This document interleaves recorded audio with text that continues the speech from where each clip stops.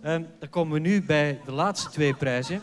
Twee van de belangrijkste prijzen, Huub, namelijk de beste regie eerst. En dit zijn de genomineerde films. Alejandro Agresti voor Secret Wedding.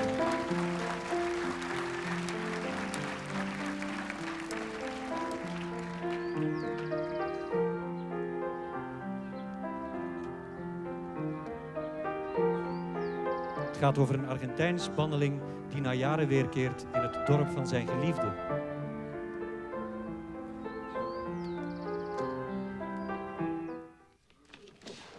Benson Bogaert met Mijn vader woont in Rio. Jij gaat eerder dood dan ik, hè? Het is te hopen wel, ja. Ben je bang om dood te gaan? Nee. Ik heb al zoveel geleefd.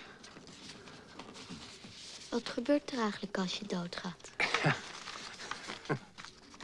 Als we dat wisten. En tenslotte Leedvermaak van Frans Wijs.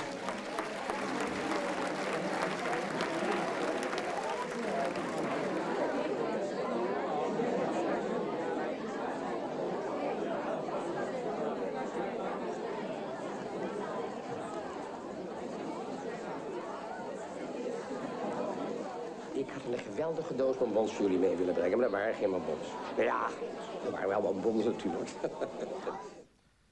Huub. En de winnaar is...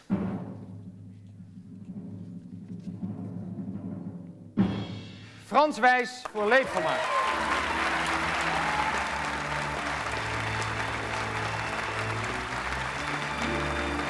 Op het merk blijven. Op het merk.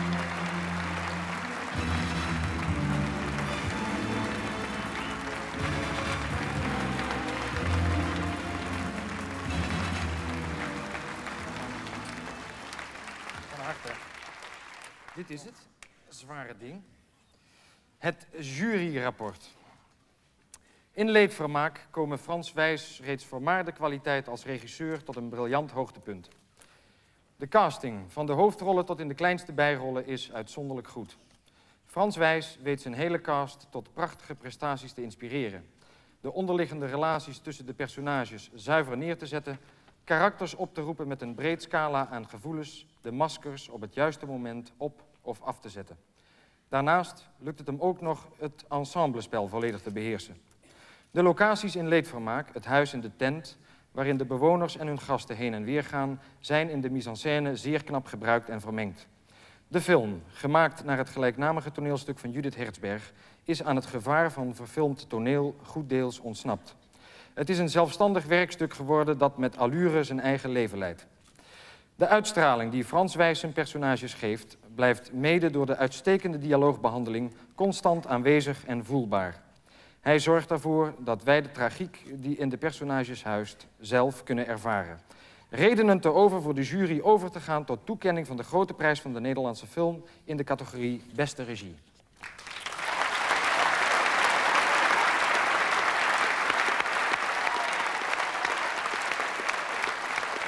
Ja. Het zit allemaal wel mee, hè? Aan de grote prijzen geen gebrek. Ik ben hier meer dan gelukkig mee. Ik heb ook niets voorbereid, omdat ik dacht van misschien, Kitty Coubois, maar het bleek aan net.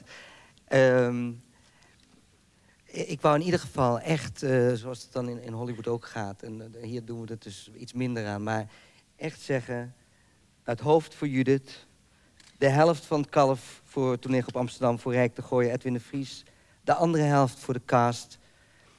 En het staartje inderdaad. Nou ja, Kitty... dit kalf zal nog een staartje krijgen. Blijf nog even hier, Want wij zijn er zo benieuwd naar waar u de energie vandaan haalt om zo bezig te zijn. Je bent met tientallen dingen bezig, hè? Ja, waar ik de energie vandaan haal. Ja. Bent u, ik heb horen zeggen dat u tot eind 1996 volgeboekt bent. Nou, ik heb een half jaar ergens tussen 93... Nee, ik heb het gevoel van...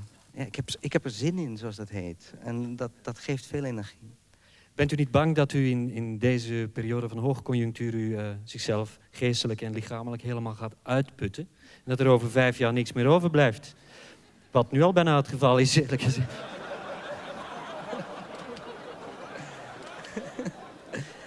Nee, nou, nee, ik weet niet wat ik daar moet zeggen. Ja, nee, dit kalf geeft me weer energie voor de komende 2 jaar. Dankjewel, hartelijk gefeliciteerd.